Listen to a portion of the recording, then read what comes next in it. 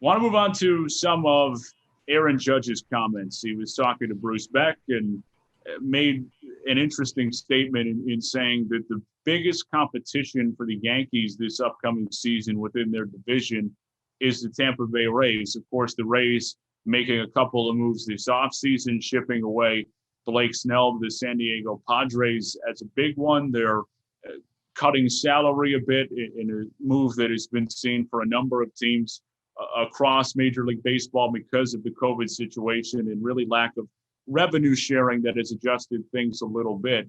There, to me, seems to be a consensus that it's the Toronto Blue Jays that would be the team next in line to beat if you're not talking about the New York Yankees. That's where I'm sitting here. I don't believe that the Rays are the top threat to the Yankees. It's the Blue Jays. I don't know how you feel about the whole situation, but to me, that was interesting to hear him say. Yeah, for sure. I think in terms of the landscape of the AL East, it comes down, in my opinion, to your thoughts on the Blue Jays pitching. Um, if you think that they have a solid enough rotation, that offense is going to be strong enough across the board to probably have them in that number 2 spot.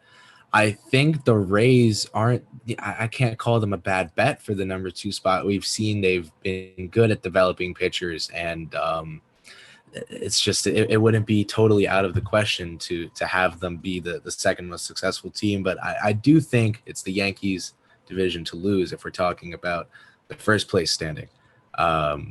Too much talent. The one thing about the Rays is that they seem to find a way to piece it together every year. And I don't know what it is about their organization, but they are outstanding in evaluating and finding talent in a way that allows them to maximize every resource that is available to them, and many times fewer than what is at the disposal of the rest of Major League Baseball. And yet they find a way to do it. And it is the Blake Snell or the trade for Tyler Glasnow and Austin Meadows and what was just a complete robbery. They re-signed Chris Archer this offseason as well, the guy they gave up to get him a couple of years ago. But that trade was just mind-boggling from the start. So it's amazing what the Rays have been able to do as an organization and how well they have been run over the last few years to allow them to remain competitive. And it's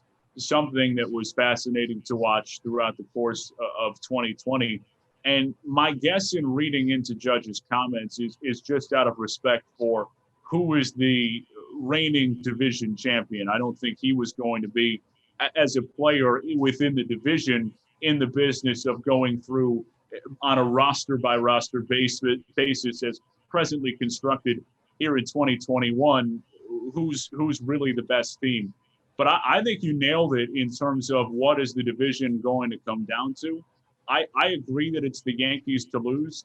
And the only way that you would not pick the Yankees is if you are ultra confident in that Blue Jays pitching staff. I just don't believe that there's reason to be. Hyun-Jin Ryu at the top of things is someone who has been good in the league for a while, although he did struggle at times against the Yankees last year, and is not someone who I think has proven to be a consistently top arm in the major leagues. Not that he has been bad. He did start an all-star game, but really wasn't able to sustain that throughout the course of a full season this back in 2019. So I don't know. And even if you do like him past that, they've got Nate Peterson, who's a young arm who could potentially come in. And I know that organization is very high on.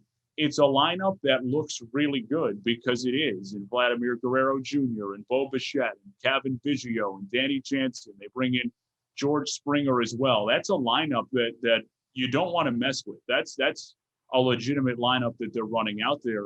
I just don't see enough from their pitching staff from a starter's perspective, from a reliever's perspective either, that they would be able to take down a team like the Yankees, who have their own questions at starting pitcher. But at the same time, you've got Garrett Cole and eventually Luis Severino. Jamison Tyone is someone who has looked very good in the spring. And you just feel like the Yankees are in a better position and are more equipped to figure this thing out than the Blue Jays, who don't seem to have a lot there. Well, in terms of the divisional respect, I have to reference the time that Tristan Thompson, after LeBron James left, said that the Cavs, because they won the division the last year, were still going to be a force to be reckoned with. That we've seen some questionable logic get employed by players before as to not give an awkward answer to the media. So I think you might be on to something there. Again, with the Blue Jays pitching, it's we know the talent's there across the board. Otherwise, it's how far can they really go? I think they'll be winning, despite their pitching, as opposed to because of it, for sure. If you think that it can be just enough, not great, not record setting, if it can be enough, they can be good enough and be in the number 2 spot behind the Yanks. But I think the fact that question is there would indeed make it unreasonable to project them ahead of the Yankees. Again, Springer was someone I wanted on the Mets, so a player I do indeed respect and know brings a lot to the table. Again, not to be messed with. They've got the talent, but the pitching's gotta be there. It does. I don't think it's there as of yet. I do believe that they could potentially be a playoff team depending on how well some of that pitching is able to perform. They remind me a lot of a younger version of what we've seen from the Minnesota Twins the last couple of years. A team that is really well built. It's going to hit a lot of home runs and produce a lot of plate, and yet at the same time don't really have that pitching that you need every time the postseason comes around. And it is very often the difference, something that the Yankees really had not had over the last couple of years, and finally got it with Garrett Cole. And then the bats went quiet in Game 5 of the American League Division Series, hoping for a better fate as a team that I would have to believe is a cut above the rest in the American League right now. We'll see when the games start being played, because that's why they play the games. On paper, it looks good, but at some point, you're going to have to earn it on the diamond.